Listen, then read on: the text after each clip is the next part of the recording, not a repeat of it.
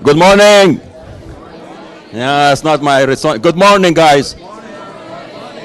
Okay, no, I'm not going to present today. I promised you that I'm gone, but it's going to be me here, and we have the guest, but there is a switch of the schedule. The guest is not here yet, so Mihir will start his session, and then the guest will come at 10:30.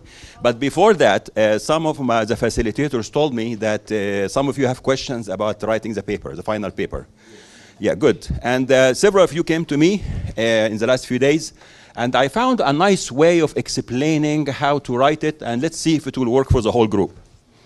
This paper is not, let's agree again, it is not a CR CPAPIO or any kind of conflict analysis. It is not. It is intended to be about a conflict that you are looking at specifically and say, what are the challenges to peace? So that's how I suggest you break it down. You choose a conflict of your choice. That you've, and of course, clarify it with your facilitator if you want to make sure that this is a good topic. Once you are clear on the conflict, typically a conflict must have one party or more have grievances, right? They are not happy with something. That's why we have a conflict. So you don't write more than one paper about one page, about the background of the conflict itself and what is happening in it that's making one or more parties aggrieved, not happy. Something is, they are not getting enough food. They are not getting their dignity. They are not, whatever it is, explain it. That is part one of your paper. Second part of the paper, imagine peace. In other words, imagine if this person or parties who are aggrieved, not happy, ask yourself, what will make them happy? What will make them happy? What does peace look like to them? And please here in that part, do not stay on the broad abstract level of, oh, they will have peace if they have freedom or if they have equality.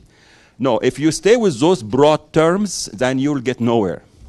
Instead, you need to look specifically at their grievances that you wrote in the first page and say what are tangible things that they need in order for those grievances to be addressed and make them feel good, whether it is one or more parties. So you state in another page or something what you think peace will look like. What is a vision of peace that seems to work, and it is tangible, concise, not on the broad terms. Once you said that, then it is going to be easy for you to go to the third part and say, so what is hindering us from reaching that peace? Why aren't we able to achieve it? And also, what seems to be allowing it to happen? So what is hindering, what is helping? And by then, it should be clear. You already know in the first page what are the grievances. In the second page, you know what peace looks like. In the third and fourth and fifth page, you are talking about, so what seem to be the hindrances? What seem to be moving things forward? And then the last and fourth section of your paper is any recommendations or reflections or conclusions you have based on what you addressed in the first three sections. Through it all, of course, you want to use the proper literature that can inform your understanding of the conflict or what's happening in it, dynamics, the theories that seem to relate to this situation. That's pretty much the paper. If anyone still have questions, not clear about it, more than happy to sit with you. I said like in the last 2-3 days was maybe more than 30-40 people. And I shared that same story and maybe with some specifics about their own paper. More than happy to sit with every one of you, or if you prefer to email me, more than happy to answer you by email as well. Any questions? Yes, sir. I want to clarify, is it possible to choose the same topic that we have presented in the midterm? Good point. I prefer not, because it's you already worked on it and with other people. No, please choose another topic. Good question. And I think it's only fair that you choose another one. Yes, sir. What about the part where I heard we're required to kind of provide a personal experience on how the conflict influenced us, our lives? Okay. This is not necessarily that it has to be something personal, but it is if you have any reflections from your own personal experience that can enrich it. But I will not say that this is a big part in it. But if you were in a conflict that is close to you, or you are familiar with it, but or a conflict even you are far away from it, but then you speak about it from your own angle or perspective. For example, sometimes people come and talk to me and hear about a conflict they're aware of in their context, and it seems similar to, say, the violent extremism. Some people talk about violent extremism that's happening with white supremacists. I have not dealt much with that, but I have an experience with what happens in the Islamic context. So I share from my reflections from the Islamic context on the violent extremism as it happens in Europe or other places. So that would be an example of personal reflections. Okay? Anything else? I hope that's clear. I hope that now that the 4 steps of the paper are clear, logical, summary of the conflict ending with the grievances, what peace looks like from the perspective of those who are aggrieved, or sometimes it may be impossible. Actually, in discussing with one or a few yesterday, we concluded that probably it's not easy to say, here is how peace will look like. And that's okay if you say this, but then you can elaborate more, why is this not possible? And explaining the hindrances, why this is not possible at this point. And then in the recommendations, you may want to recommend more structural changes and so on to make things change. Clear? 4 sections, summary, how peace looks like, hindrances and what helps, conclusions and recommendations. Con mucho gusto. Thank you. Thank you. So, good morning, everyone. As I woke up this morning and checked my to-do list for the day, I realized that it's Wednesday. And for some reason, every time this session is scheduled, it generally tends to be a Wednesday every year. And it always reminds me of a graphic that I saw on Facebook many years earlier, which said after Monday and Tuesday, even the calendar says WTF. So I hope that we all have our energies up and running. And because we have a very exciting topic at hand today, which is the international law dimensions of conflicts and peace building. Now, this week is about interventions, and what we are looking at today is how international law intervenes or provides tools for intervention in conflict prevention, resolution, and transformation. Now, to be very clear, international law on the one hand and peace and conflicts on the other hand share more or less a very regular marriage. They can't stand each other at times, but they also cannot live without each other.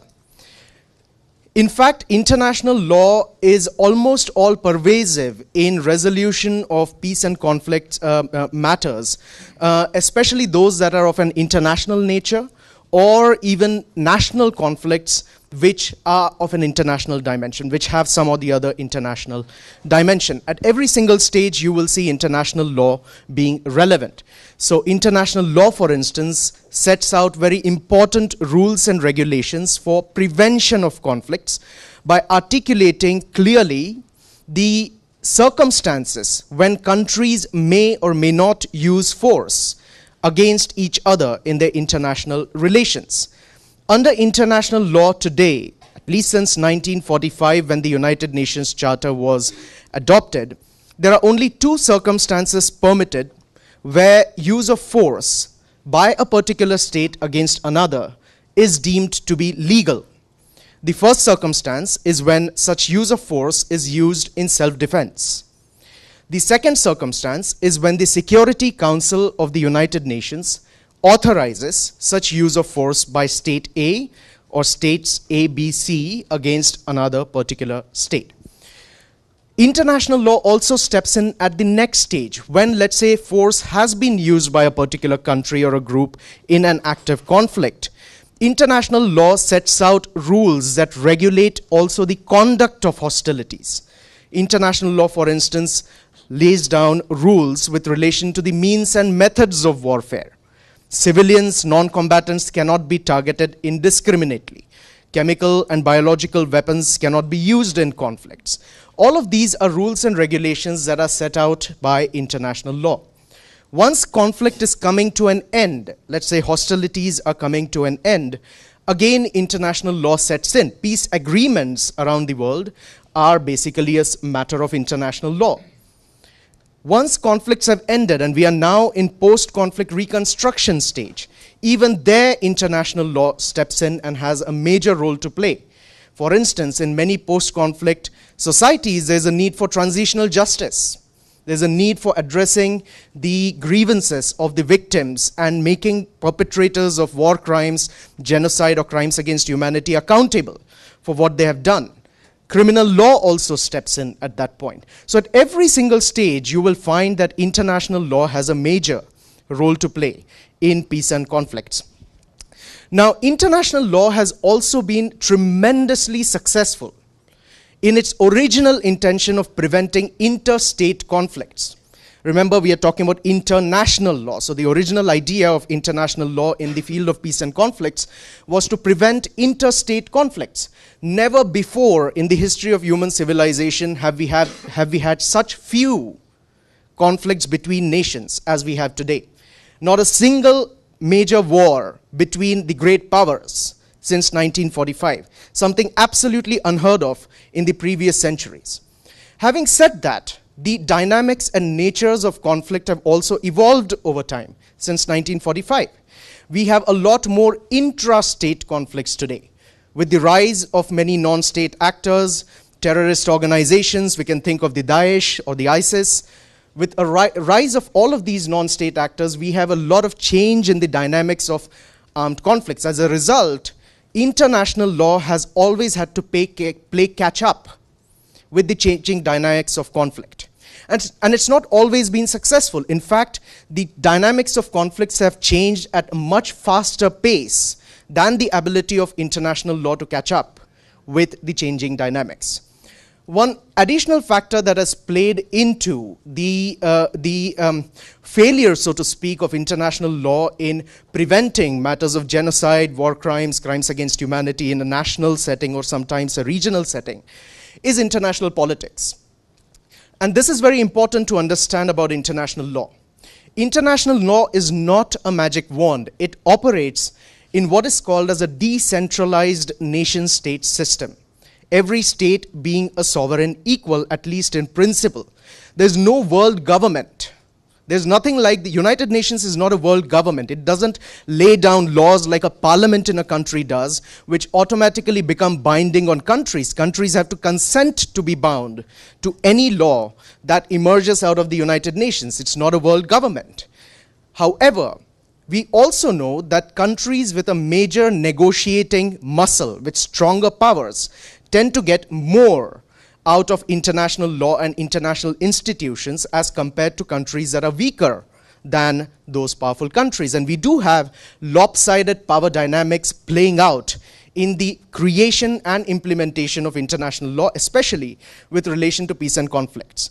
The Security Council, to which I'll make a major reference today, is a great example of that, with significantly larger powers lopsided and vested into 5 countries over and above rest of the world to make decisions. We're talking about the permanent 5 members of the Security Council. Okay? So although the principle of sovereign equality lies there, in practice we do know that there are certain countries that enjoy a lot more powers than others that shape how peace and conflicts work out. Nevertheless, I think it's important to understand that international law cannot do away with international politics because the system is based on the nation-state system. And therefore, state interests, countries' foreign policy interests work side by side integrally with international law. States are the ones that create international law at the end of the day. They are the ones that implement international law at the end of the day. So we will be looking at all these different dynamics of international law and its linkages with peace and conflicts in this particular session. So this is the agenda for today. We will look at the context in which international law related to peace and conflicts, particularly the United Nations Peace and Security Architecture, was set up. What are the rules and principles related to prohibition of use of force in international law today? We will then move on to the structure. Once we have identified what the context is, what the principles are, we'll try and figure out what the structure is that exists for implementation of those principles.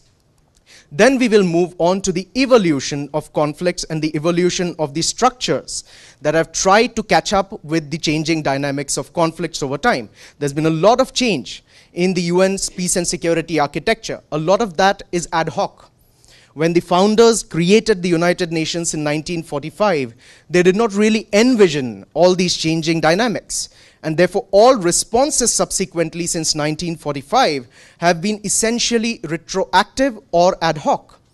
Okay? So we'll be thinking about the evolution, and finally, we will end with the challenges. And I won't spend too much time in the challenges because I expect a lot more questions from you on that point. But there's a wonderful quote that I'd like to share on the challenges that exist today. So let's begin with the context. The first point I'd like to make is the title of this session is International Law Dimensions. So it's in the plural. There's no one dimension to international law and its linkage with peace and conflict studies.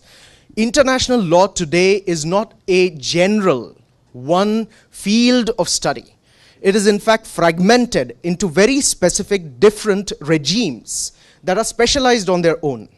Okay, so these are a list of very specialized international law regimes, each of which have a clear and direct relationship with peace and conflicts.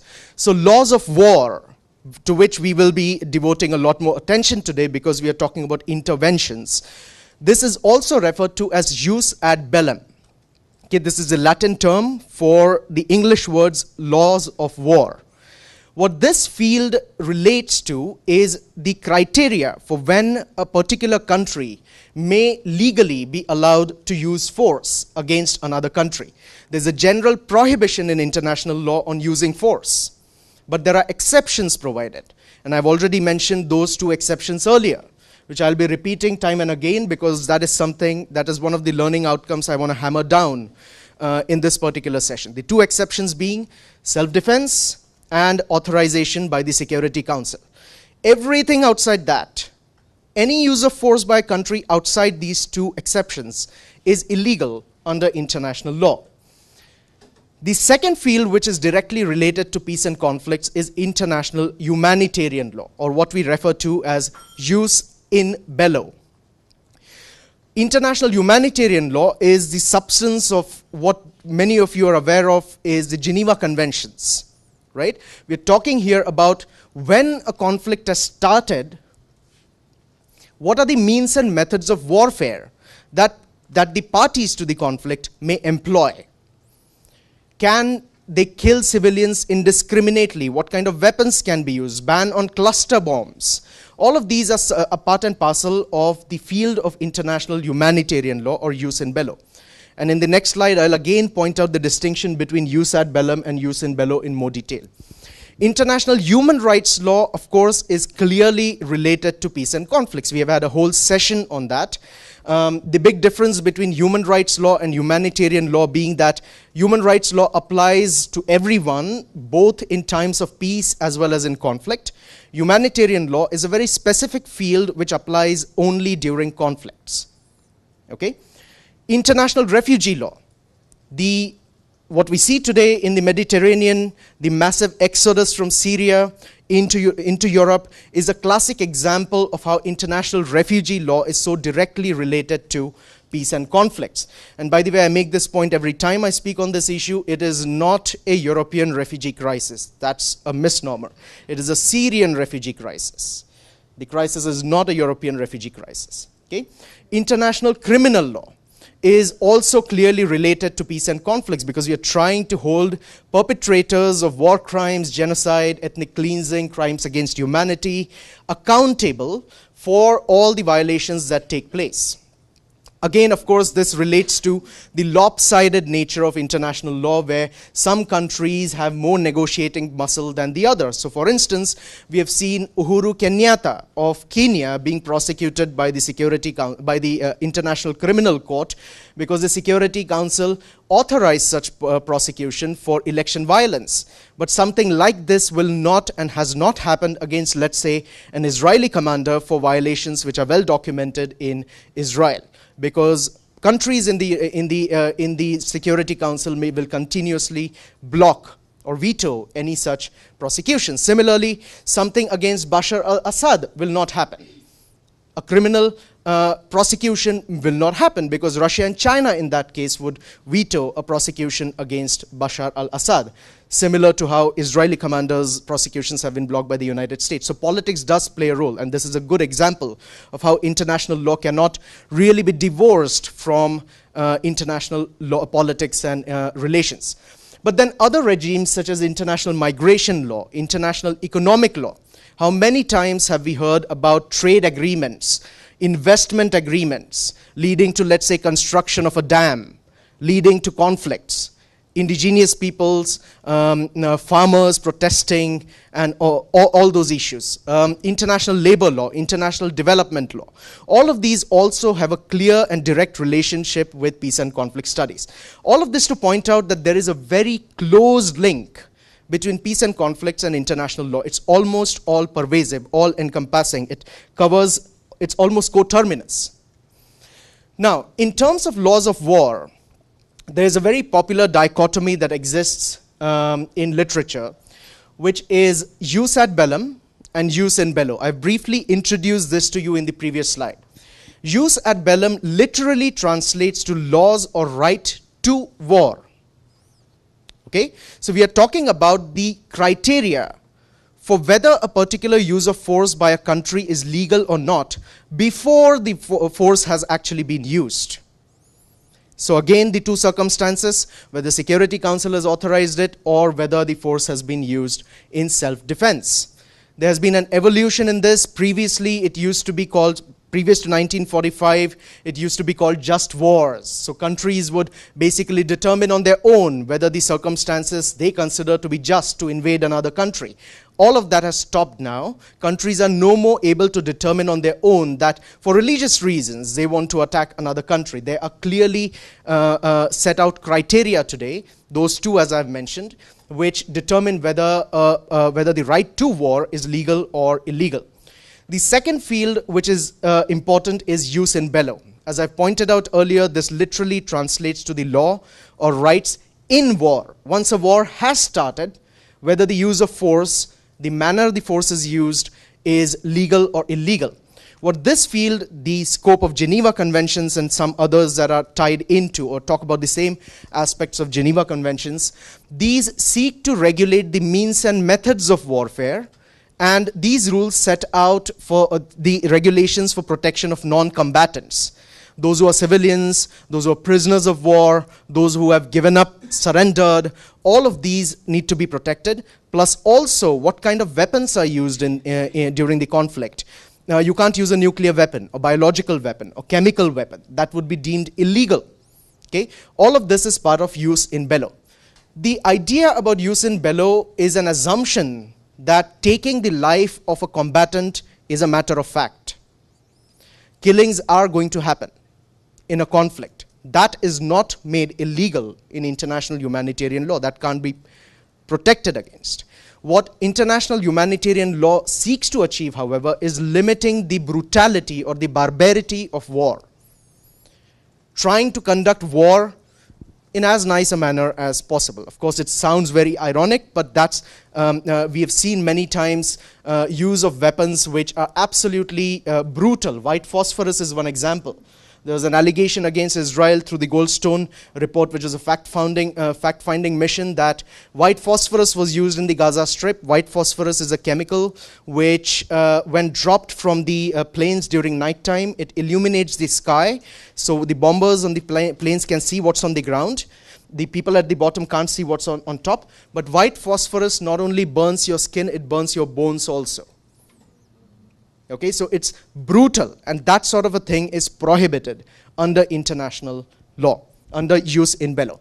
Now, because we are talking about interventions in this particular session, we are not really talking about the use of the means and methods of warfare when conflicts are happening. We'll be focusing on jus ad bellum in particular.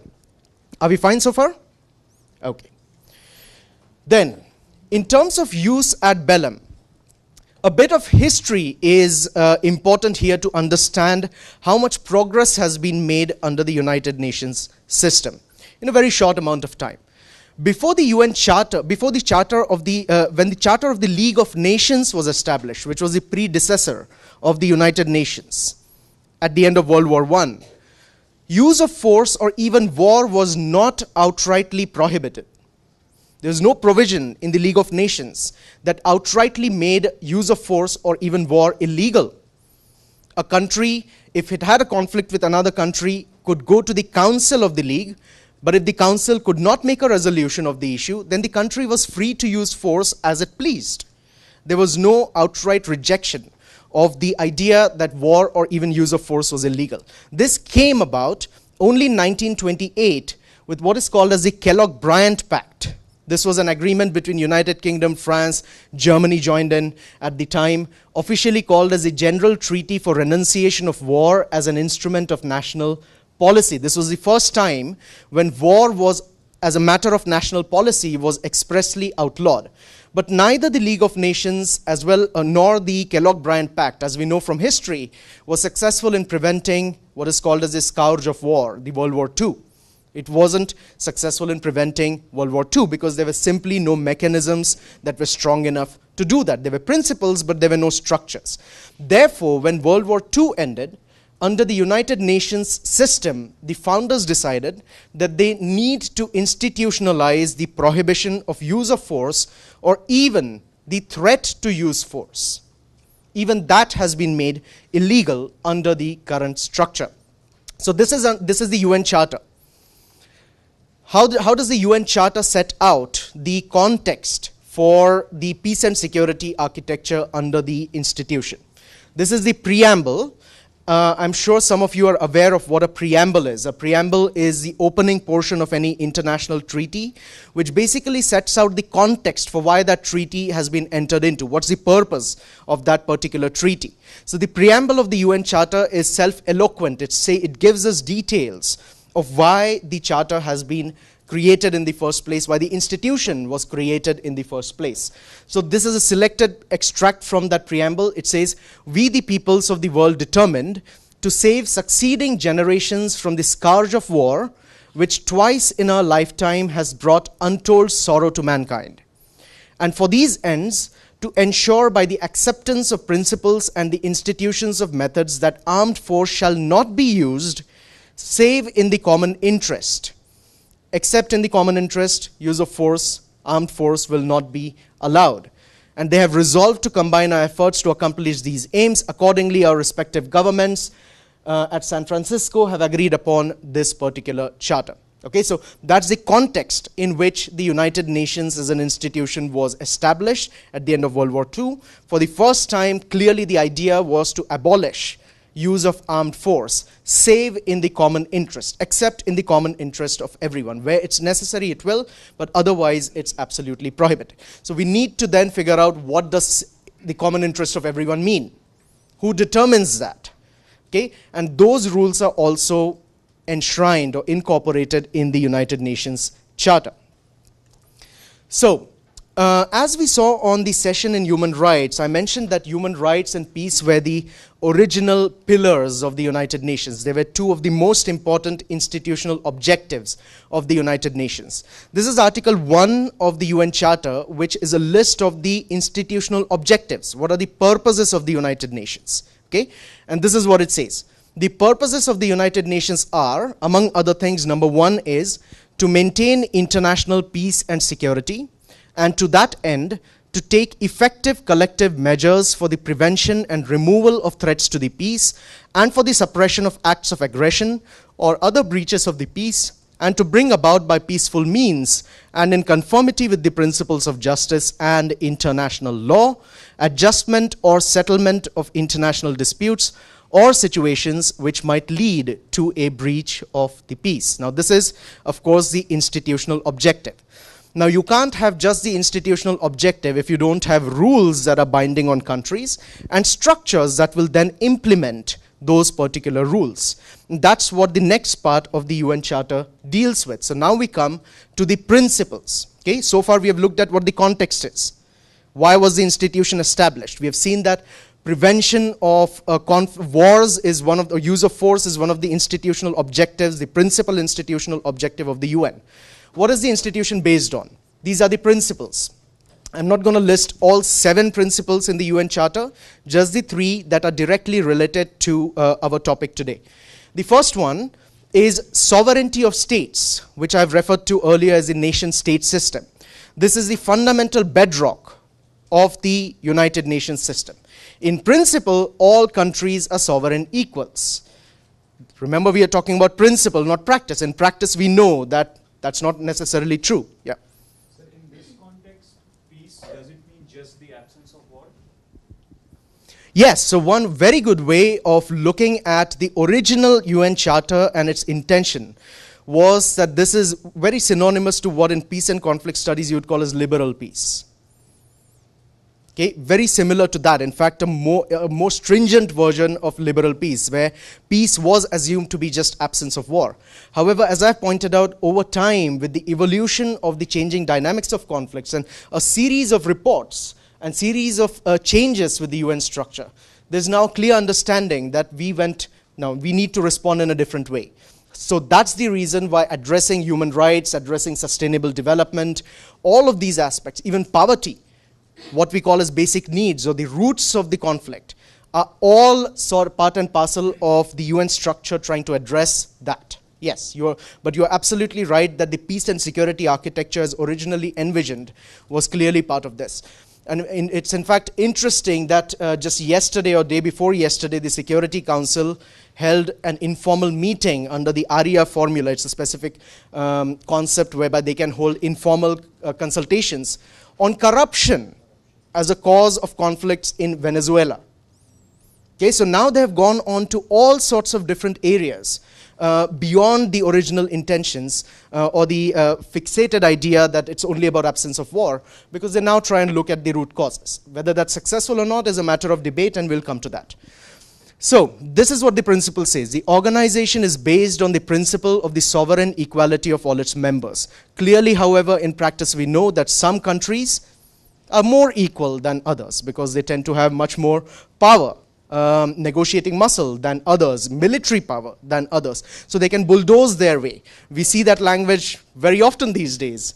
We are going to make a deal with that country by bulldozing them into accepting what we want. Right? So this whole language of making deals is a clear example of how some countries may actually use their powers to be more equal than others.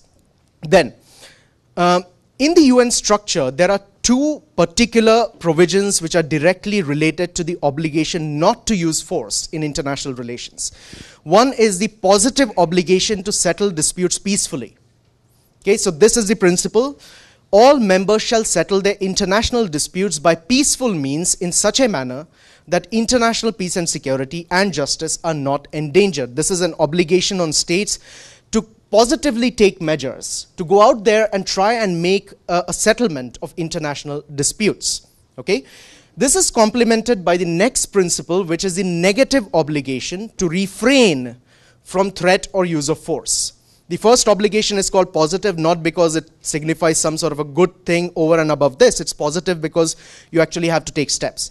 This is called negative because you have to refrain. Don't do anything. Don't do harm. Okay? Don't do anything that would threaten the use of force. So, all members shall refrain in their international relations from the threat or use of force against the territorial integrity or political independence of any state, or in any other manner inconsistent with the purposes of the United Nations. So this is one of the most important provisions in international law related to peace and conflicts. Whether it's the invasion of Iraq by the United States or Crimea by Russia, you will always think about this provision. All the legality is judged based on this provision, because this provision prohibits expressly the use of force in international relations against the territorial integrity or political independence of any other country. That is expressly prohibited. And that's why many scholars would argue that the US invasion of Iraq was absolutely illegal. It violated this fundamental principle. And many would argue that the Russian invasion of Ukraine to take over annexed Crimea was illegal because it violated this particular principle. Okay? Then, The next provision is an obligation on the United Nations and its members. Okay? The previous two were on individual members. This is an obligation on the United Nations as an institution. Nothing contained in the present charter shall authorize the United Nations to intervene in matters which are essentially within the domestic jurisdiction of any state, or shall require the members to submit such matters to settlement under the present charter, but this principle shall not prejudice the application of enforcement measures under Chapter 7. So the baseline rule is that the United Nations shall respect each country's sovereignty. It shall not intervene in matters which are essentially within their domestic sovereign jurisdictions. That's not UN's business. Every country is free to do what it wants. The only circumstance when the United Nations can intervene is measures under Chapter 7 of the UN Charter. And Chapter 7 of the United Nations Charter talks about the powers of the Security Council. Okay, so that's one exception, as I mentioned earlier, where force can be used against a country if the Security Council authorizes it. Coercive action can be taken against them. Chapter 7 also contains the provision on self-defense. So force can be used against another country if you have been attacked. You're not required to just sit back. You can defend yourself. It's not only a rule applicable to countries. This is a rule applicable to individuals as well. All domestic laws allow you to use force against someone who's attacking you. You're not expected to just sit there and give your life up. Okay? So these are the two exceptions that are provided in the United Nations Charter. Now, the Chapter 7 exceptions, as I've pointed out, are two. The rule that the Security Council can authorize use of force is also referred to as collective security. This is the technical legal term for that principle. Collective security, the idea being that the Security Council is acting on behalf of all members of the United Nations. The 15 members of the Security Council act on behalf of all members of the United Nations. And in collective security, it is authorizing use of force or taking certain other coercive action. The second is measures taken by a state in individual or collective self-defense. I'll talk a bit about self-defense, but at this point, what's important to note also is that self-defense is not just an individual right. Countries can come together and also exercise collective self-defense. NATO is a very good example of that. Under NATO, there is a provision which says that an attack on one country that is a member of the NATO by another country will be deemed as an attack on all NATO countries. And they can then take collective action in collective self-defense. Okay? So that is also allowed. Is this point clear, everyone? Yeah? Under the NATO? NATO has a provision which says, let's say, your United States is attacked by Brazil. Impossible, but let's say improbable, but let's say that's the case. Now, United States is part of the NATO. Now, it will go to United Kingdom and others and say that, look here, European countries, you're all part of NATO. We have a provision here which says an attack on one member will be considered an attack on everyone. So United Kingdom will respond and say, yes, we do consider an attack on United States as an attack on us, and they will collectively use force in collective self-defense against Brazil. Okay, that is allowed under the United Nations Charter. Countries can make alliances. Okay, that is clearly allowed under these exceptions. Now, with these principles of the United Nations Charter, which define the peace and security architecture, let's look at the structures that have been created for institutionalizing these principles, for implementing these principles.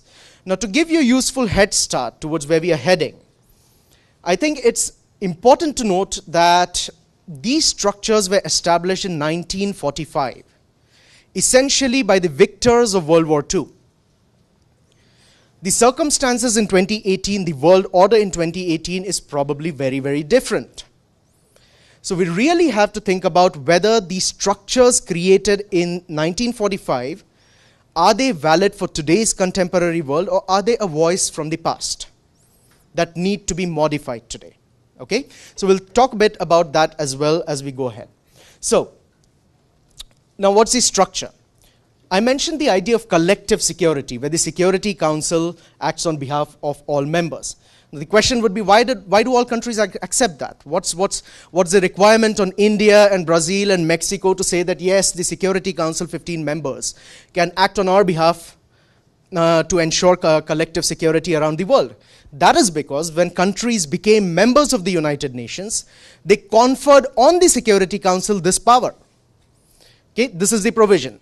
In order to ensure prompt and effective action by the United Nations, its members confer on the Security Council primary responsibility for the maintenance of international peace and security, and agree that in carrying out its duties under this responsibility, the Security Council acts on their behalf. Now, this is a massive power given by all members of the United Nations, 193 of them, to 15 countries of the Security Council, out of which 5 are permanent. So when the Security Council makes decisions, no country in the world can say, we are not going to follow, because they have accepted by law to be bound by those. They have accepted that the Security Council makes decisions on their behalf and acts on their behalf. Okay? That's the reason why we have all the problems with relation to peace and conflicts existing today. I call this the original birth defect of the United Nations Charter, or the United Nations system, where lopsided powers were concentrated in 5 countries, and all other countries accepted that yes, the victors of war will be allowed to carry forward those powers and act on behalf of everyone. Then, the powers of the Security Council. This is the meat of the structure of the UN peace and security architecture. The powers of the Security Council are divided in 3 chapters, chapter 6, 7, and 8. Okay? Chapter 6 refers to pacific settlement of disputes. So we are talking here about the role that the Security Council plays in attempting to make peace through pacific methods. So mediations, negotiations, conciliations, trying to force countries to go to the International Court of Justice, or arbitrations. These are all peaceful means, and therefore these are not coercive actions against the will of a particular country. That's under chapter 6. Chapter 7 is where coercive action by the Security Council comes in, and this is the most debatable part of the whole architecture. Action with respect to the peace, breaches of the peace, and acts of aggression. And chapter 8 is with relation to regional arrangements. So United Nations Security Council, or the UN, working alongside, let's say, the African Union for a conflict on the African continent, or the Organization of American States in Latin America. Okay, so what are the relationships between the UN Security Council and regional arrangements and agencies? This is how the structure is divided, and let's now look at each one of these sequentially very briefly. So chapter 6, as I pointed out, is about the Security Council's powers with relation to peace, pacific settlement of disputes. Now, this is one of the ideas that has been underutilized. This has been clearly underutilized by the Security Council, because a lot of it has to do with the available political will among the Security Council. During the Cold War, which, depending on how you determine, ended at 89 or 92, either with the fall of the Berlin Wall or the dissolution of the Soviet Empire. Anyway, from 1950s until 1992, essentially the Security Council was blocked, because countries that were predominantly players in the Cold War did not vote collectively or in consensus on important issues. Since then, of course, we have had more or less some agreements, but on key issues we still don't have agreements among the Security Council. That's why the conflict in Syria is raging and raging all the time, because parties cannot come, the Security Council members can't come to a conclusion on that. So pacific settlement of disputes is a provision which has been underutilized as such as well. So this says the parties to any dispute, the continuation of which is likely to endanger the maintenance of international peace and security, shall first of all seek a solution by negotiation, inquiry, mediation, conciliation, arbitration, judicial settlement, resort to regional agencies or arrangements or other peaceful means of their own choice. The Security Council can also call upon these members, these states, to resort to any of these mechanisms. And of course, if the countries don't agree, then there's nothing that the Security Council can coerce them to do under Chapter 6. This is all about the Security Council using its powers, its good offices, its influence to try and get countries to come to a negotiated outcome or a judicially determined outcome on a particular dispute. More often than not, this has not been used as much as, let's say, Chapter 7, which is coercive action by the Security Council. So this is where we come to the Chapter 7, which is, as I pointed out, the most important or the most debatable part of the UN's peace and security architecture.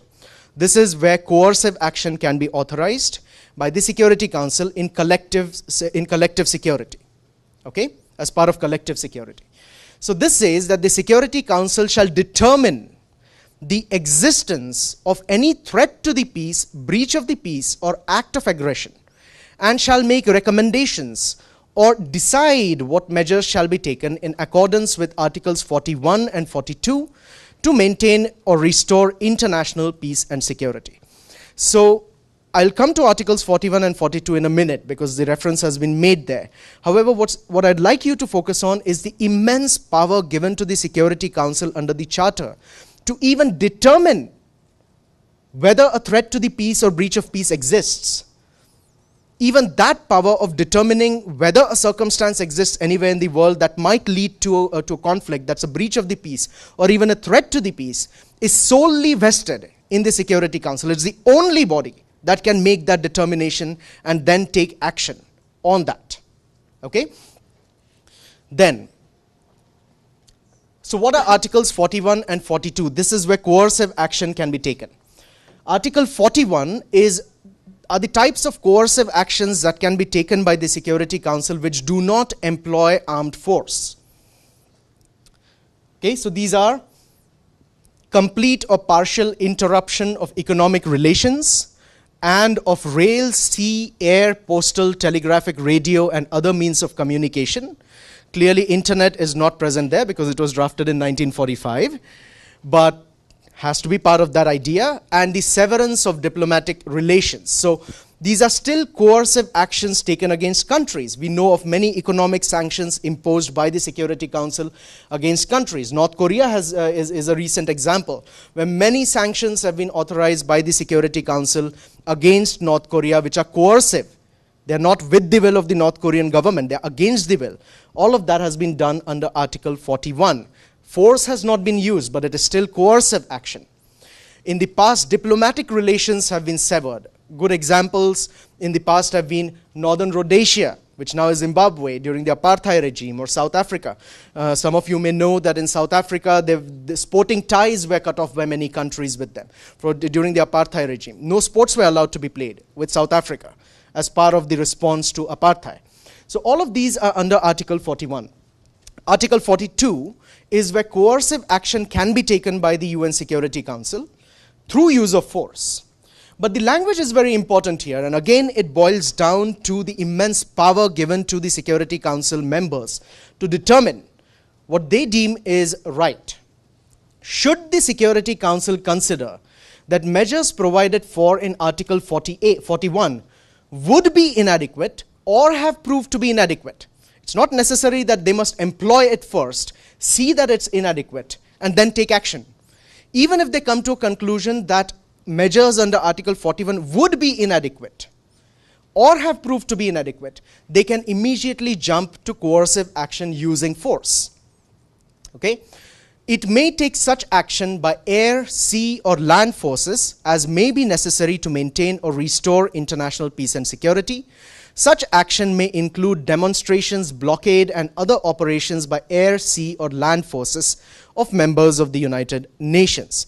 A recent example where this was done, it's still a debated question whether the Security Council resolution really authorized that, but let's say it did, was Libya. In Libya, the Security Council passed a resolution for protection of civilians and allowed countries to take any measures that they deem necessary for protecting civilians. NATO interpreted this as an authorization by the Security Council to use force in Libya, and we know they bombarded the whole place, and you've watched videos of the circumstances in which Muammar Gaddafi was killed. He was took out of a cave, sodomized with an iron rod, and then killed, shot dead at point blank. Okay, all of this, part and parcel of the authorizations that can be, of course, this council resolution did not say do this, but that's how states and parties interpreted that and acted upon, as if it's a blanket authorization to use force against civilians. And there's again a big question there. We'll talk about that, because when force was authorized by the Security Council, a lot more civilians died through the use of force by NATO than before. Okay, so it's a big question that still it needs to be answered. So this is the UN's peace and security architecture with relation to collective security. That chapter 6 is pacific measures, chapter 7 is coercive action. There are two different limbs to this. Article 41 is about coercive action which does not employ armed force. 42 is coercive action that employs, or that authorizes states to employ use of force or armed force.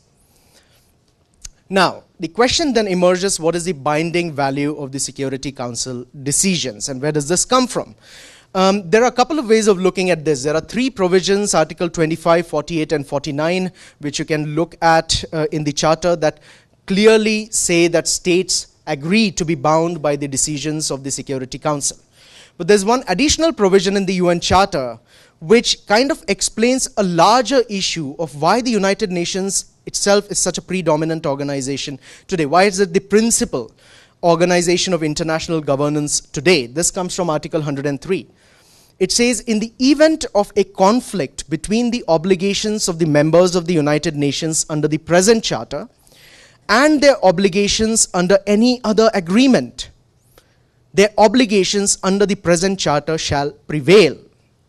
So let's say that tomorrow the African Union says, we want to have our own Security Council. We want to have our own Security Council, which they kind of have, but we want to have that Security Council with its own powers which are similar or even beyond the powers of the United Nations Security Council. That agreement by the African Union would be in conflict with the United Nations Charter, and therefore will be considered to be not existing. It will be considered to be bad. The UN Charter shall prevail. The obligations of members under the UN Charter shall prevail. So under the international legal order, there is a hierarchy created where obligations under the United Nations Charter are superior, are considered superior to obligations under any other international agreement. Okay, are we fine with this? No. All right. No, I mean, when I said are we fine with this, was not whether you agree to it, but okay, then where do regional organizations fit in? And this again kind of reiterates and reinforces the supremacy of the United Nations Security Council. This is what it says. This is chapter 8.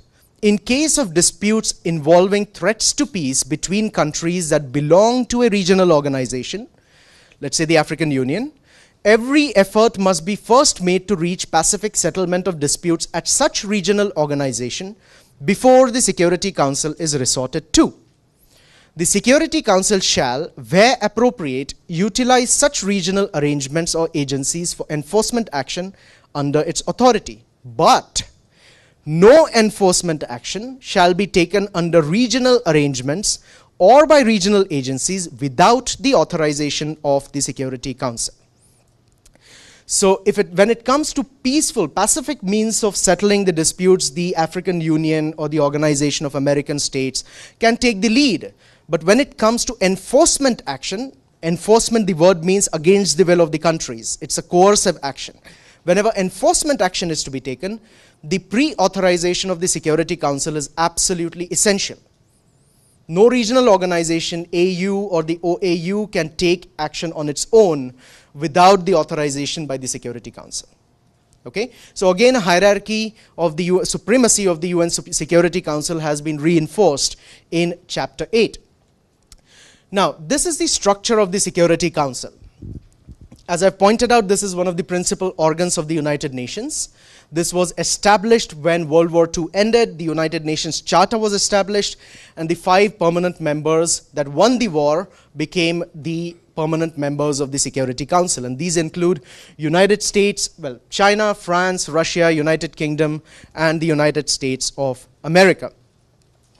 Many today argue that the Security Council needs reforms, and one of the arguments that countries have made is that why do England and France need two separate votes now? They're part of the Europe, well, not after Brexit, unfortunately, but maybe just one vote for European countries. That was an argument which was valid before Brexit.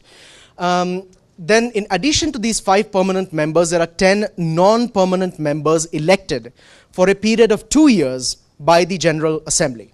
So in total 15 members, 5 members are permanent. They never leave the Security Council. They have a permanent seat there.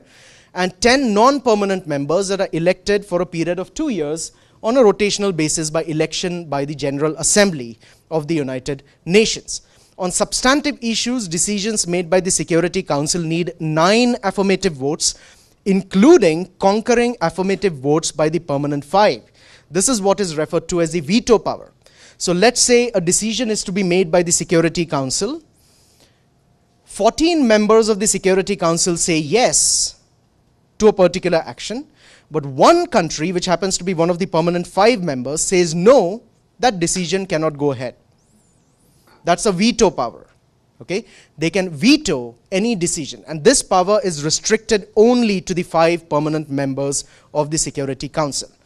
They won the World War II and they vested themselves with these powers because they won the World War II. Remember that most of what we today call as the developing world did not even exist in 1945.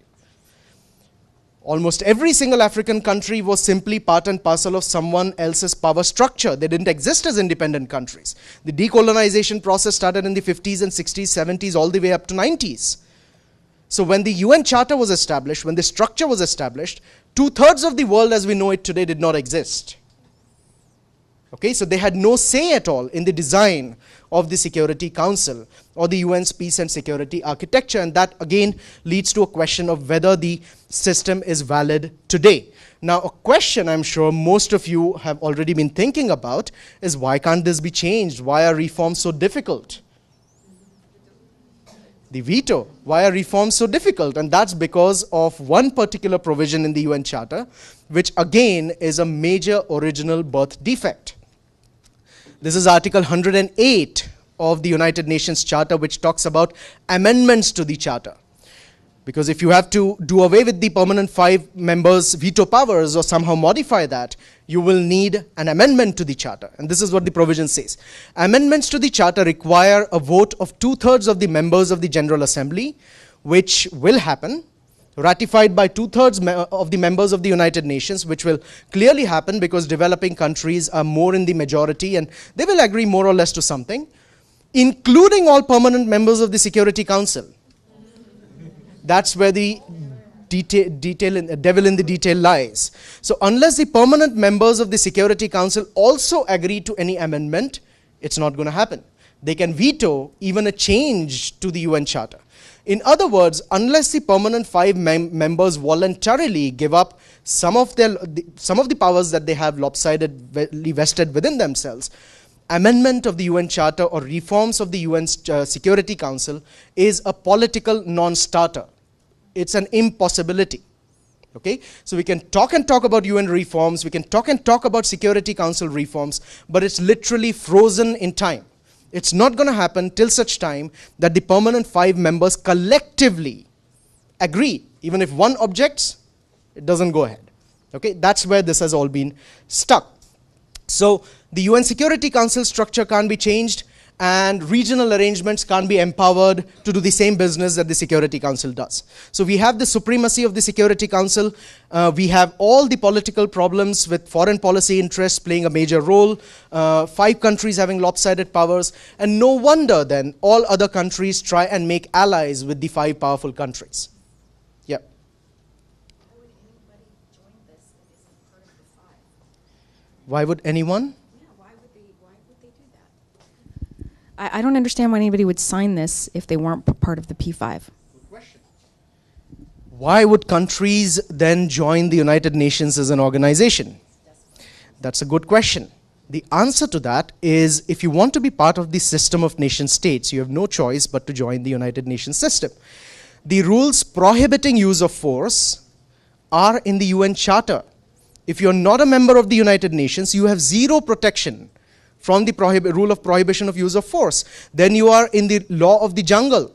Anyone can invade you at will, and there will be no illegality attached to that. So if you have to protect yourself from the illegality of the use of force indiscriminately, you have no choice but to join the system. So that's what many international law scholars would also call neo-colonialism. That international law or international institutions have been used as a tool for promoting neo-colonialism. Colonization was the subjugation of the third world through use of force. Many scholars from international law perspective argue that today the same subjugation of the third world continues, but not through use of force. Instead, it happens through international laws and international institutions, where powers are vested, lopsided in very selected countries. Okay, so that's the argument that many would make today. Okay. Then, and therefore it's a miracle that despite all of this, we have had a significant, almost negligible number of interstate wars since 1945. That's not happened. I mean, you even have two gentlemen from the United States and North Korea trying to agree to an agreement. You know, I don't know if gentleman is the right word, but sure. Okay, now a note on self-defense. I mentioned this is the second exception to the rule of prohibition of use of force. If someone attacks you, you can take measures in response. Now, the language of this is again very important and crucial in analyzing particularly the US invasion of Iraq and the justifications given by the George Bush administration for invasion of Iraq at the time. This is what the provision says. Nothing in the present charter shall impair the inherent right of individual or collective self-defense if an armed attack occurs against a member of the United Nations, until the Security Council has taken measures to maintain international peace and security. Measures taken by members in the exercise of this right of self-defense shall be immediately reported to the Security Council. Now, what happened in Iraq? Did Saddam Hussein attack United States? No. The legal justification or the political justification given officially by the United States was that Iraq has weapons of mass destruction that they may use in the future against United States, and therefore to preempt that from happening, we need to use anticipatory self-defense. Use of force in self-defense in an anticipatory manner. Okay? Now, if you look at the provision, if you look at the text, it does not really allow for anticipatory self-defense, because self-defense, the right to use force in self-defense under this provision is triggered only when an armed attack occurs. And lo and behold, it turned out later that actually Iraq had no weapons of mass destruction. Okay? So therefore the entire war, the very basis of that war was illegal, not only factually, but even legally speaking. And there are all kinds of theories on that. I don't know if you are aware that there's an investigation going on against, is it Tony Blair in the United Kingdom for authorizing this use of force. And it has emerged in, kind of research, because everyone's figuring out, the investigators, where did you get this information from that Iraq had weapons of mass destruction? And one of the things that was reported in the newspapers, again, a lot of it is confidential. So we can't really know something unless it's officially published. It's probably going to be redacted, but you can Google it and try and Google September dossiers, the September dossiers, United Kingdom, Iraq, and you'll find material on it. It turns out, one theory is that the major source of information that Iraq had weapons of mass destruction was a PhD thesis by a student in United Kingdom.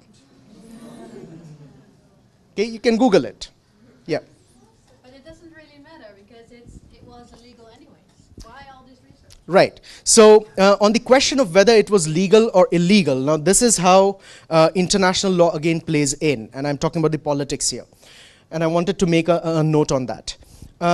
Now it's clear that the UN Charter does not allow for self-defense to be used unless an armed attack has occurred. So what George W. Bush did, was financed a lot of academics in the United States and academic institutions in the United States to come up with a new doctrine of preemptive self-defense as existing in international law. When I studied law, there was no concept of preemptive self-defense that was taught to us in law schools. Now, after 2000, if there's no way you can conduct a class on self-defense without talking about preemptive self-defense, because since 2000, since 9/11, there have been a tremendous proliferation of literature justifying the idea of a preemptive self-defense. The argument is that even if the UN Charter says this, it's not the entire scope of right of self-defense. There's also some right of self-defense which inherently vests in states outside of the UN Charter also. And that's where preemptive self-defense comes in. Now, again, there are controversies on this. One could say that, well, in case of US and Iraq, it was clearly illegal, legally speaking, and factually wrong. But some have pointed out, and I'm just trying to problematize this issue. Think of North Korea. If there's credible evidence that North Korea does have nuclear weapons and the guy is threatening to use nuclear weapons all the time, does it not make sense to preempt that from happening and stop it from happening?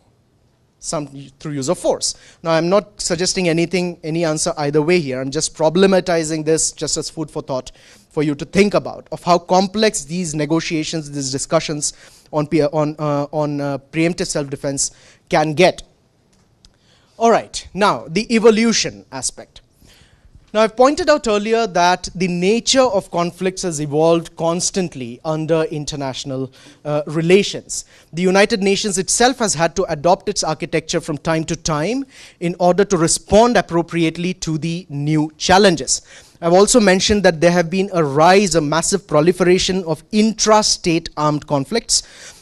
In the late 1990s and early 2000s, and there is a renewed significant rise today. There was a dip in the 1990s and 2000s, but now there is a significant rise all over again. And the nature of these new intrastate armed conflicts are that they're more intractable than ever before due to growth in violent extremism, links to illicit markets and organized crime. The drug cartels play a major role, the arms industry plays a major role, and of course the proliferation of small arms and light weapons. Something that's also contributed to making this whole field so much more complex is the emergence of Daesh. All of you are aware Daesh is, according to me and Amar, probably the correct name for ISIS.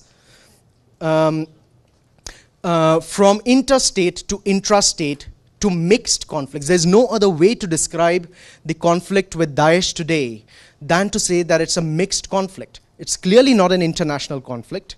It's not even an internal armed conflict. There's so many actors involved. It's transboundary. Iraq, Syria, there are different rebel groups from all over the world involved. Turkish, the Kurdish armed forces or groups in Turkey are involved. Then you have the United States dropping arms from the top. You have Russia helping the Syrian government. It's a mess. It's not an international armed conflict. It's not an internal armed conflict. This can only be described as a mixed armed conflict. And the fact is that international law has not at all caught up with this sort of a circumstance. International law does not have answers for how to respond to conflicts that are so intractable and so mixed. There are no clear rules for that. Can you apply the rules of international armed conflicts to something like this? Yes, you may target Russia and United States, but they sit on the Security Council. But what do you do about the rebel forces on the ground? Okay, so as a result, the pace at which the nature of conflicts has changed has far surpassed the ability of the UN to respond in a timely and effective manner. Now, I'm not sure whether you have looked at this earlier, but typically, from a liberal peace perspective, the original idea of the United Nations peace and security architecture was dividing peace operations, meaning how to intervene in conflict zones, into 5 separate categories. The first is conflict prevention, including structural and diplomatic measures to prevent disputes from developing into violent conflicts. You're all generally aware of the idea of conflict prevention. So when the United Nations designed over time its interventions into conflicts, this was one of the stages. Let's try and prevent conflicts. The second term that is popularly used is peacemaking. The use of diplomatic measures to bring hostile parties to a negotiated agreement. So there would be a peace negotiator, appointed, let's say, by the Secretary General or the African Union or the parties themselves. They would meet in a room, negotiate something, try and hash out an agreement. That's what we call to try and bring the hostilities to an end. That's a peace-making process. Okay? So the use of diplomatic measures to bring hostile parties to a negotiated agreement. Then we had peacekeeping. This is the use of military, police and civilian personnel to lay the foundations of sustainable peace in an armed conflict. One thing about peacekeeping that is important is that peacekeeping always has to be with the consent of the state concerned. So if there's a peacekeeping force, let's say in South Sudan or in Liberia, the Liberians and the South Sudanese governments have to agree to that. That's peacekeeping. If there is no peace to keep, it's not peacekeeping. If it's against the will of the countries, you move to the next stage, which is peace enforcement. Okay? You're enforcing peace. You're not keeping peace that exists. You're enforcing peace. That's where Security Council comes in. When peace is absent, Security Council needs to use force, enforcement. That is this thing. The use of military and other measures to enforce the will of the United Nations Security Council.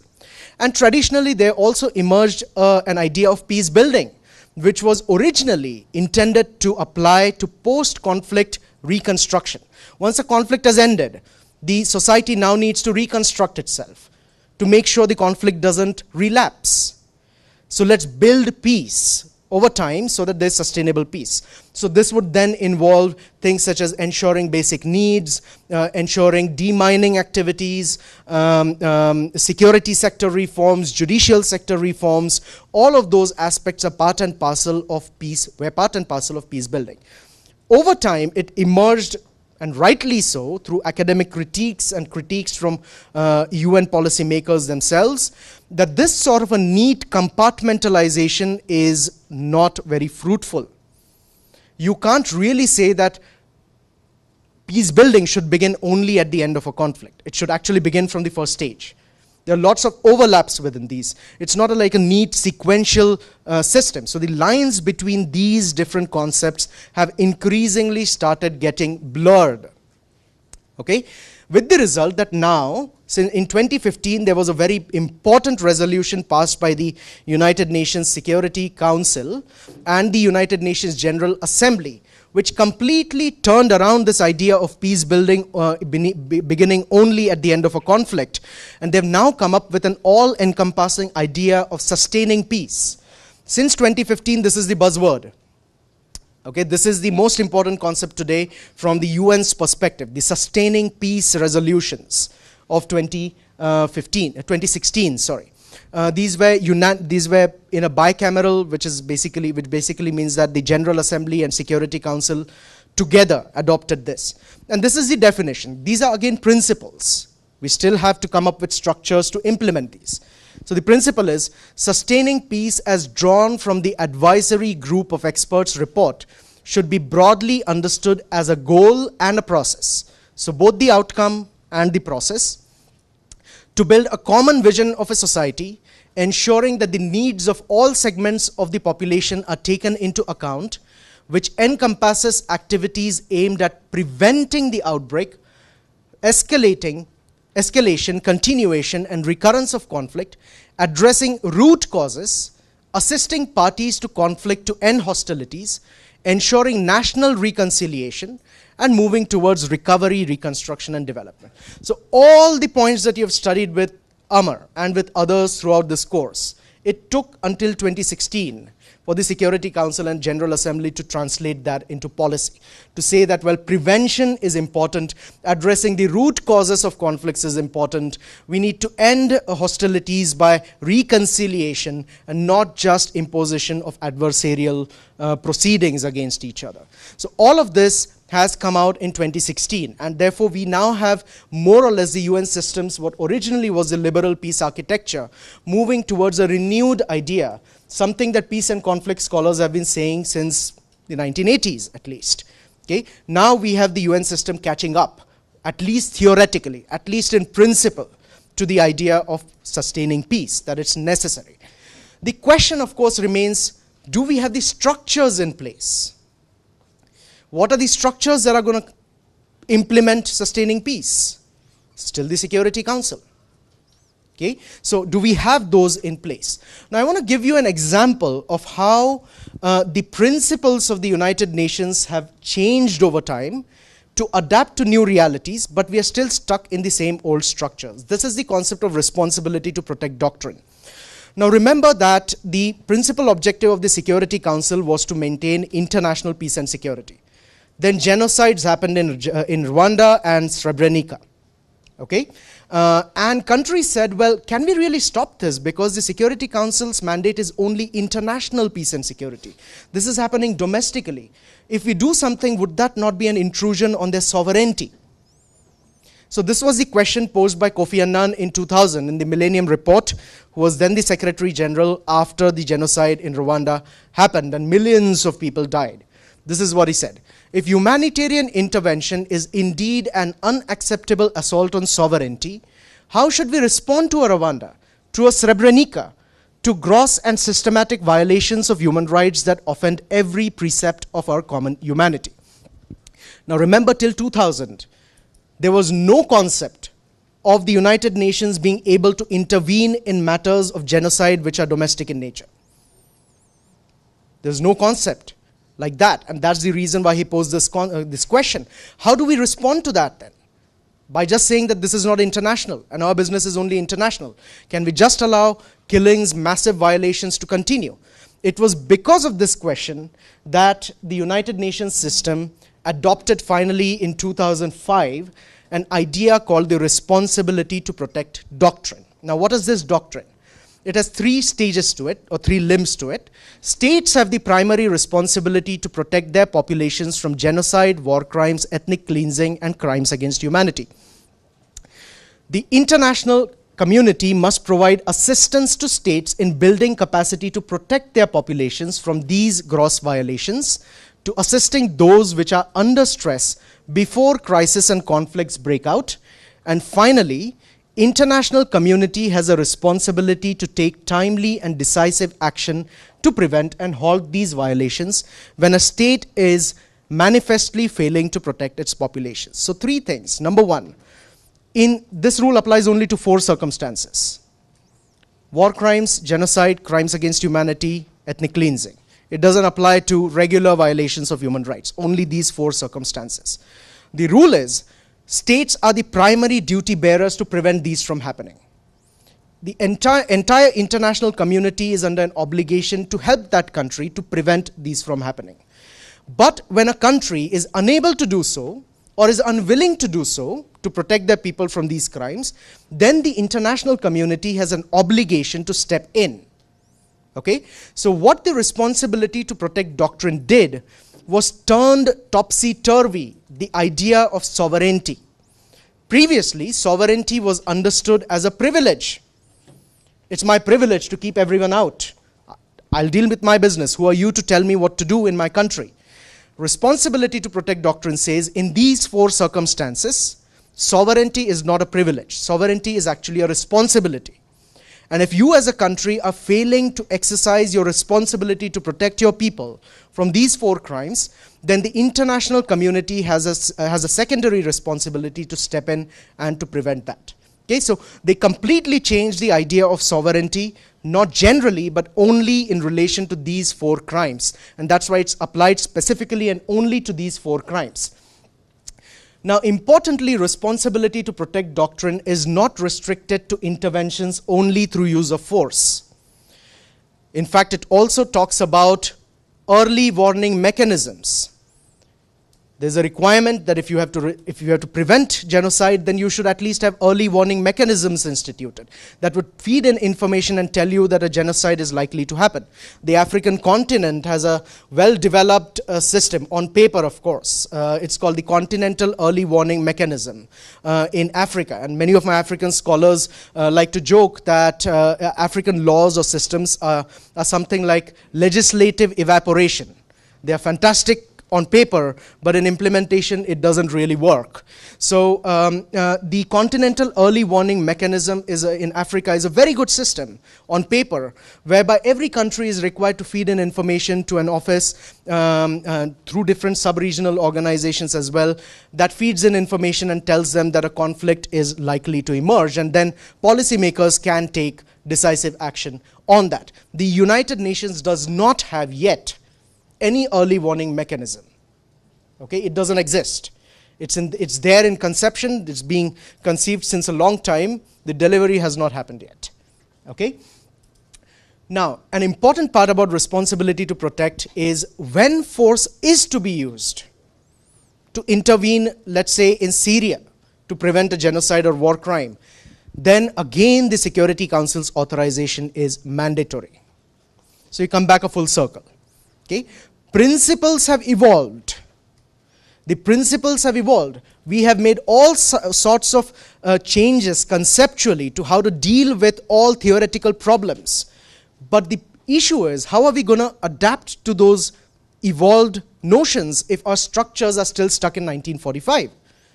Okay? So we have this big mismatch between principles evolving, but the structures to implement those principles remaining stuck in 1945's Security Council structure. So finally, what are the challenges? And this is my last slide. I'd like you to, I don't know if, we do have 5-10 minutes till the speaker comes in. We'll take a break in the middle. So challenges. I just want to point this quote from Dag Hammarskjöld, who was the Secretary General of the United Nations, the first one in 1956. He said, "We often hear it said that the United Nations has succeeded here or has failed there. What do we mean? Do we refer to the purposes of the Charter? They are expressions of universally shared ideals which cannot fail us, though we, alas, often fail them. Or do we think of the institutions of the United Nations? They are our tools. We fashioned them. We use them. It is our responsibility to remedy any flaws there may be in them. It is our responsibility to correct any failures in the use of them." And I think this is extremely important for the rest of your year as well. There is in common parlance, we often find people saying that the United Nations has failed in doing this. United Nations is not doing this. But when we say that, whom are we really talking about? United Nations doesn't breathe its own life. It's the members of the United Nations that take action, that make decisions. UN can do something or cannot do something purely dependent on what member states allow it to do or do not allow it to do. So when we say UN is doing something or UN is not doing something, let's always unpack it, deconstructing, and look beneath the surface to figure out what's really happening, which interests are at play here. What are the states that are blocking a particular thing from happening, or that are allowing something to happen? Okay, that is very important with the United Nations. Now, one final comment about the role of international law in general.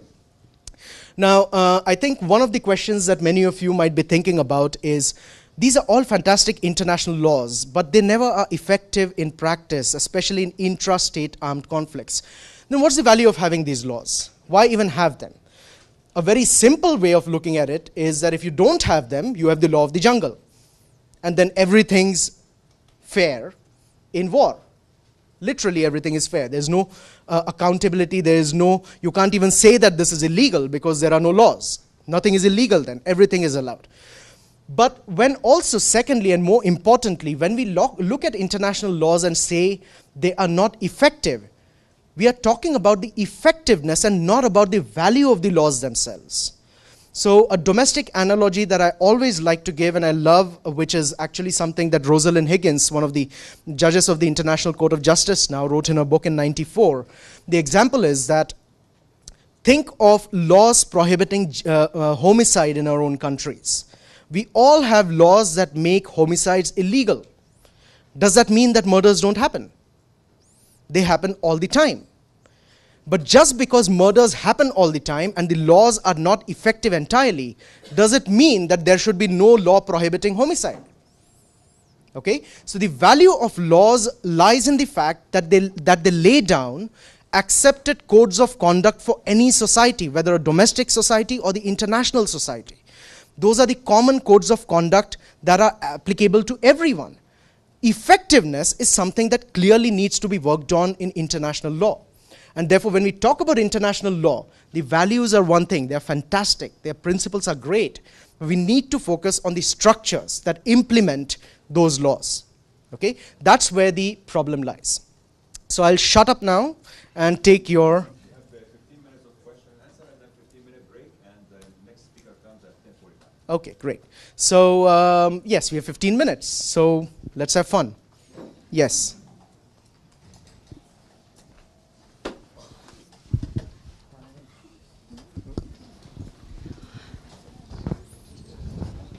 So I heard of two other initiatives. One is the initiative of responsibility while protecting from Brazil, and the other one is the responsibility not to veto from France and Egypt. Oh, Mexico, I think.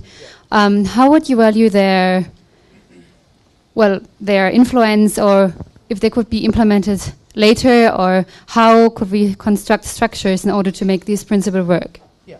So that's a great question. Let me first explain to everyone what these two initiatives are, and then answer the question of whether they are likely to be implemented in the current scenario.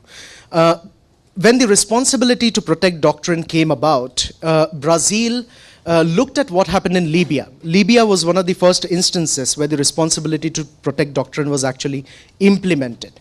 What happened in Libya was that immediately NATO seized on the idea of responsibility to protect and the resolution of the Security Council and used force. Now, when that happened, as you will recall from the news probably at the time, a lot of civilian bombings happened, bombings on civilian areas. Gaddafi's home was bombarded, his children, his wives, his family members were killed. A lot of civilians, lot more civilians died after NATO attacks as compared to before that. And therefore, many countries that voted in favor of the resolution of Libya. It so happened at the time, by the way, that the 4 aspirants of permanent membership at the United Nations Security Council today, they happened to be the non-permanent members at the time when Libya resolutions were passed. So Germany, Japan, India, and South Africa. These all, and Brazil. These all happened to be members of the Security Council when the Libya resolutions happened. So when Syria happened, when the discussions came up for Syria, all these 4 countries said, look, when we authorized that, the impact of that was exactly the contrary. Our intention was to protect civilians, but a lot more died. The use of force by NATO in Libya was itself against the objective of protecting civilians. And therefore, Brazil passed a white paper, a note to the Security Council members to come up with a concept called responsibility while protecting. Okay? So the idea says that if NATO is going to use force in Libya under the authorization of Security Council, then NATO is also under an obligation to ensure responsibility to protect civilians while it is going about its business in doing so. If NATO is killing civilians, then that's a problem. Okay? That's the, everyone's clear with this notion? Responsibility while protecting? Okay. The second notion that France and Mexico and some other countries have come up with is in the context of Syria, because everything's blocked there and no one's moving ahead. China and Russia in particular have vetoed any attempt to pass a resolution using force or taking coercive action in Syria. What these countries are saying is that, well, we can't just continue with the system of allowing vetoes to be used by the permanent 5 at their will. There have to be certain reasons and restrictions in doing that. So let's create a law, a rule, where there are clear evidences of war crimes happening or genocide happening. The right to veto should not be exercised. Okay? Let's have such a system that the permanent 5 members should agree that the right to veto will not be exercised in such circumstances. So these are the 2 different proposals. What's the problem? The problem, of course, as we know, is that for it to become binding, all permanent 5 members have to agree by consensus. And that is, again, a political non-starter. United States would love to do that, love to have such a provision accepted in the case of Syria. But what happens if it comes back and bites United States later on when a discussion on Israel happens? Okay, so no one wants to go beyond what are the accepted parameters of it. NATO countries would not like to have the idea of responsibility while protecting.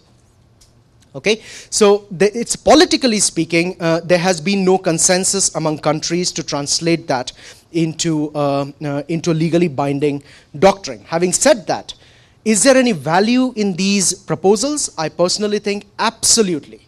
Unless you initiate a discussion, there is no question of any reforms. There's no question of any change. So these discussions, these proposals, all sorts of pressures are absolutely essential for any effective change to happen. Without that, nothing happens. NGOs get on board slowly, other countries get on board, the human rights special rapporteurs of the United Nations who are independent in their reporting, they get on board, they make statements. So countries are then named and shamed for not really agreeing on. I have to say that the appetite amongst the French government and the British government in the past to criticism has been good in the sense that they have positively responded to criticism.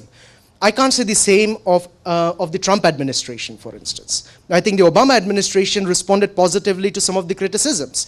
Towards the end of Obama's regime, for instance, they even abstained from a resolution passed against Israel, which was never done in the past. United States always historically voted against a resolution against Israel. They blocked it. In the last month of Obama's term, they took a decision to abstain. So not block it, but just abstain. That was a major stand. And this happened towards the end, but through concerted efforts of naming and shaming and pressurizing through civil society and all sorts of reports. So at the end of the day, it depends on political appetite and will or political will of countries as well and the leaders. So yeah, I hope that answers your question. Okay. Yes.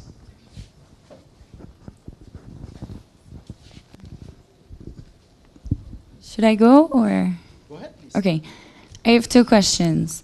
First, what I had understood, I'm not sure if I understood wrong. You said like that no country should or can go out of the UN because then it's not in protection. But what I had understood was that because of the League of Nations, for example, Italy abandoned, Japan too, I understood that in the UN, no country can actually abandon their membership.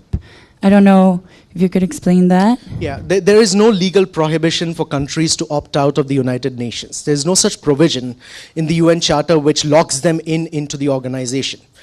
Countries can withdraw and be not members of the United Nations. In fact, there is a provision in the UN Charter which in the reverse says that the United Nations members shall try and apply the provisions and these principles to countries that are not members of the UN. So that possibility is conceived of, that there will be members that are not parties to the UN Charter or members of the United Nations. Initially, Japan and Germany were not even given memberships. They joined later, right after World War II. They were declared as the enemy state. That term is actually used in the Charter. The enemy states. But subsequently, of course, they became members. So there's no legal prohibition from withdrawing. What I pointed out is that if they do withdraw, they lose all protections that the UN Charter guarantees as a matter of international law, particularly with relation to the peace and security architecture. So they don't enjoy any protection from invasion by others which would otherwise be illegal because of these UN Charter provisions. These provisions don't generally apply outside. Right? So you lose all sorts of protections. Plus, it is not a sound thing for the developing countries. And in many of our conferences from the Global South in particular, this issue has come up in the past. And I think generally there's a consensus among scholars from the Global South that the most important thing about the United Nations and why we need to be part of the system and try to reform it is that this is the only avenue for developing countries to voice their concerns, voice their opinions. If not for the United Nations, where else could they go to and say that, well, these are our common concerns? So it's a platform that exists. So therefore, the need to be part of the system is very important for most developing countries. What they are working on, constantly trying to work on, is to modify the system itself. It's a problem, however, politically speaking, for it to be modified. And the result of this is that if I as a country am giving development aid to country B, that country is going to accept whatever I say because that country probably wants protection from me at the Security Council. Yeah? So if I happen to be the permanent 5 members, all other countries will gravitate around them, try to have them on their side, generally, because you need at least one major ally in the Security Council who can block a resolution against you that you may not want. Okay? So there are many examples of this around the world, where I can name some, but yeah. Okay, just one more question. For example, I was thinking about like independence of countries or the recognition of from other UN members. So, for example, the Republic of Kosovo is recognized by over 100 members of the UN, but it is not a member. Is this due to the Security Council blocking it, or? Yes. So there are 2 concrete examples of that. There are 193 members of the United Nations today. South Sudan being the last member, which joined in 2011. Okay. Since then, there have been 2 circumstances of entities which some countries have recognized as states and some others, some not, trying to gain UN membership but not being able to do that. And the reason is that for membership of the United Nations, you need approval of 2/3 of the General Assembly of the United Nations, plus the approval of the Security Council, particularly the 5 permanent members. Now, the 2 countries I mentioned are Palestine and Kosovo. In case of Palestine, it is you need the approval of the United States. So in case of Palestine, it's kind of interesting because Palestine initially was what is called as a non-member observer entity of the General Assembly of the United Nations. Not a member of the UN, just a non-member observer entity of the General Assembly, an organ of the United Nations. Then the General Assembly passed a resolution to elevate it from a non-member observer entity to a non-member observer state. So the General Assembly, because it's a master of its own procedures, by over 2/3 majority admitted it as an observer, but a non-member observer state. Why can't it become a member state? Because to become a member of the UN, you also need then the Security Council to approve. Okay, and US will block that. In case of Kosovo, US and United Kingdom and France have already supported Kosovo's independence. There was a judgment at the International Court of Justice on that point, an advisory opinion. The countries that are blocking, the country that particularly that is blocking is Russia, with some support from China. Because, I mean, in case of China, because there are certain pockets in China has traditionally been against the idea of dissolution of countries because of its own internal dynamics. So China is very clear on that, and everyone generally knows that matters when it comes to dissolution of countries into separate blocks or separation, secessions. China will generally vote against any such thing. But in case of Kosovo, the more obvious one is Russia.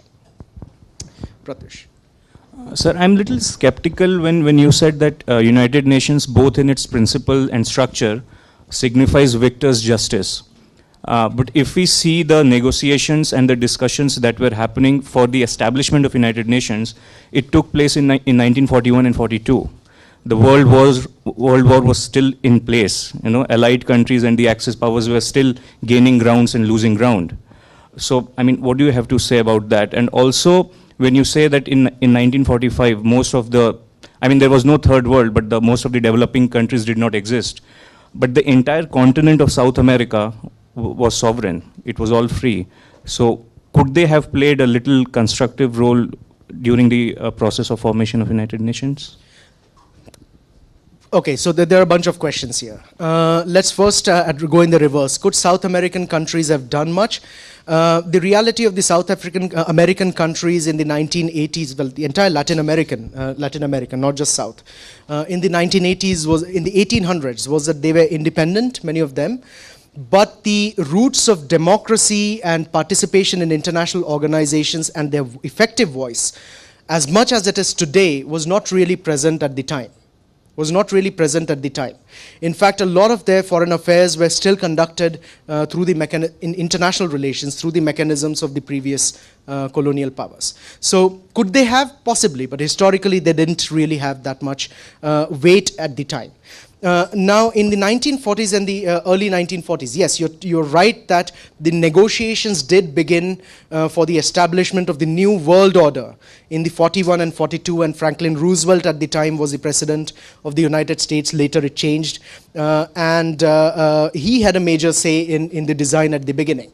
But eventually, of course, what came out was clearly dictated by the victors of the war. The best examples of that are not only the Security Council structure, with the victors winning, not only the designation of Japan and Germany in the UN Charter as the enemy state and initial rejection of their memberships, but not only the splitting up of Germany, for instance, later on, and all those historical events, but also think of who were prosecuted at the end of World War II. The countries that were prosecuted for war crimes at the end of World War II were Germany and Japan, the Nuremberg trials and the Tokyo trials. So that's called the victor's justice. None of those, the people who dropped the atomic bombs or those who made the decisions, were not prosecuted, right? So victors of World War II went scot-free. There was no prosecution against them. Now, the structure of the United Nations is a good example of that. And I would actually extend this not just to the Security Council, but also beyond it. In the New World Order, you also, I mentioned on the human rights session that there was not just the United Nations, but also the World Bank and the IMF. Right? Those are also good examples. They actually came into force slightly before the United Nations, about a few months before the United Nations was established. We have talked about the Security Council and its veto powers. I don't know how many of you are aware that the World Bank and the IMF also have something called the de facto veto power, and only one country enjoys that veto, which is the United States of America. This was all crystallized in 1944 when the institutions were established. So how does it work? For any loan or policy to be approved at the World Bank or the IMF, you need 85% votes in favor. United States alone has 16% votes. So if US is not on board, you will be stuck at 84. You can never reach 85 for it to be passed. Now, this is not new. This happened at the end of World War II because that was the structure that the victors of the war decided at the time. US emerged as the superpower economically speaking. Soviet Union, of course, militarily speaking matched up, but economically speaking, it was the United States that was the major superpower. And then it decided the formula of how much money can a country put in to the World Bank and IMF, how much proportionate votes it would get, were all set up and crystallized in 1944 at the end of World War II. And that's also the reason why you can't really make much changes now. So it's not like China can go in and say that, I want to put in as much money as the United States does at the World Bank, give me proportionate voting rights. It can't be done because the formula and the procedures were already crystallized in 1944. The whole idea was to create a new world order that would be very much in your favor, the victors of the war. So there are umpteen number of examples, yeah. Just to backtrack a little bit in regards to the honorary observers, the Holy See, the Vatican, also one, if you could kind of remark on that as an observer as well as the religious dynamic in terms of Palestine. Yes. So I mean, the Holy See is a bit of a complex issue, and we will look at that more in the international law class. But it's the Holy See is distinct from the Vatican in one respect, that the Holy See is the political wing of the Vatican. The Vatican is a religious wing, whereas the Holy See is the political entity that becomes a member. Now, the Holy See is not really traditionally it's not a state. It's not a state in the same sense as other countries in the world are. Okay, it's not recognized as a state, but it does have observer status in many international institutions and organizations, and this has been historically the case. And that's one of the examples. The other example is the Sovereign Order of Malta. Okay, now I'm sure some of you are not aware of the Sovereign Order of Malta. Please Google it and find out. And I promise you that you will be surprised, to say the least, of what the Sovereign Order of Malta is. It does have international legal status, not as a state, but it is a major subject it's called an atypical subject of international law. So Holy See, Sovereign Order of Malta are all such examples. Neither are states, by the way. Okay, I think, but let's speak. Thank you very much.